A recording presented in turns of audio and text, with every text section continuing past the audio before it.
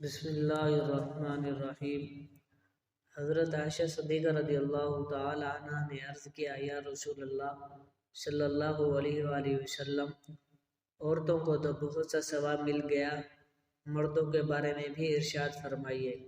یہ سن کر نبی پاک صلی اللہ علیہ وآلہ وسلم مسکرائے اور فرمایا، مرد اپنی بیوی کا ہاتھ پکڑ کر مانوس کرتا ہے تو اس کے لیے ایک نیکی لکھی جاتی ہے۔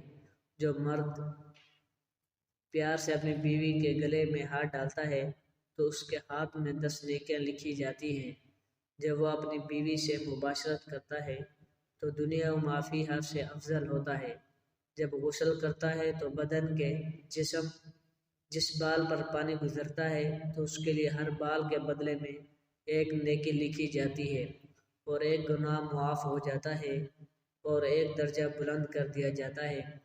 اور غسل کرنے کے عوض میں جو چیز دی جاتی ہے وہ دنیا و ما فیہا سے بہتر ہوتی ہے، اور بے شک اللہ تعالیٰ اس پر فخر کرتا ہے اور فرشتوں سے کہتا ہے کہ میرے بندگے کی طرف دیکھو، ایسی سرد رات میں غسل جنابت کے لیے اٹھا ہے اور وہ اس بات پر یقین رکھتا ہے کہ میں اس کا رب ہوں۔ تم اس بات پر گواہ رہو کہ میں نے اس کو بخش دیا۔ جمعرات اور جمعے کو ہم بستری اور غسل کرنے کی ترغیب اس لیے دی گئی کیونکہ مردوں کو نماز جمعہ کی ادائیگی کے لیے جامع مسجد جانا ہوتا ہے، تاکہ آتے جاتے کہیں نظر پڑنے سے طبیعت میں کسی قسم کی پرگندگی پیدا نہ ہو، اور خواہش نفس سے اطمینان ہونے کے سبب نماز اور خطبے میں دل جمی حاصل ہو جائے۔ حدیث پاک صلی اللہ علیہ وآلہ وسلم ہے، مرد کا اپنی بیوی کے ساتھ اکٹھے ایک بستر میں سونا افضل ہے، حالانکہ کسی ایک کو عذر ہو، اس لیے مقصد ہم بستری کرنا نہیں بلکہ مقصد بیوی کے دل کو خوش کرنا ہے۔ بیوی کے دل کو خوش کرنے کے لیے ایام کے دنوں میں بھی اس کے قریب ہو جانا گویا کہ انبیاء علیہ السلام کی سنت ہے۔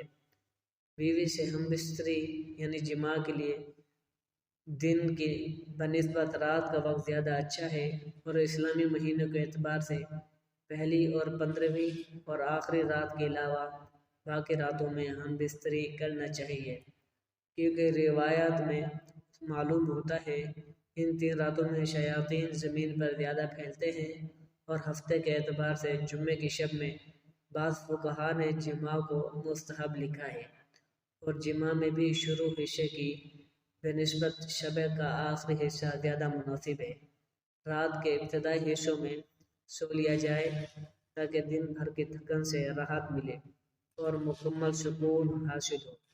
اور ایک فائدہ یہ بھی ہے کہ رات کا تھوڑا سا حصہ جنابت میں گزرے گا، البتہ رات کا آخری حصہ بھی نہ ہو کہ پھر دوبارہ آرام کا وقت نہ رہے۔ کچھ دیر اس کے بعد بھی آرام کر لینا چاہیے۔ جب خاوند کو اپنی بیوی کے پاس آنے کی حاجت ہو تو اس کا مروجہ طریقہ یہ ہے کہ بیوی کے ساتھ کمرے میں اس وقت اور کوئی نہ ہو، حتیٰ کہ شیخوار بچہ بھی نہ ہو۔ ہاں، اگر بچہ سویا ہوا ہو تو کوئی مضائقہ نہیں۔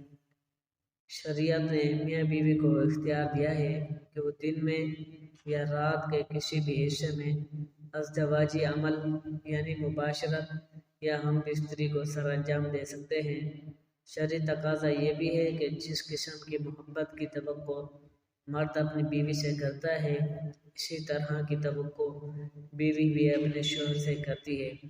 اخلاقی طور پر یہ مناسب نہیں شوہر اچانک آئے اور اپنا مطلب نکال کر ہم بستر ہو کر جماع کر کے چلا جائے کہ بیوی بدستور تنشنا نہ رہے، جس سے اس کی تشویشن اور حیرانگی لاحق ہو۔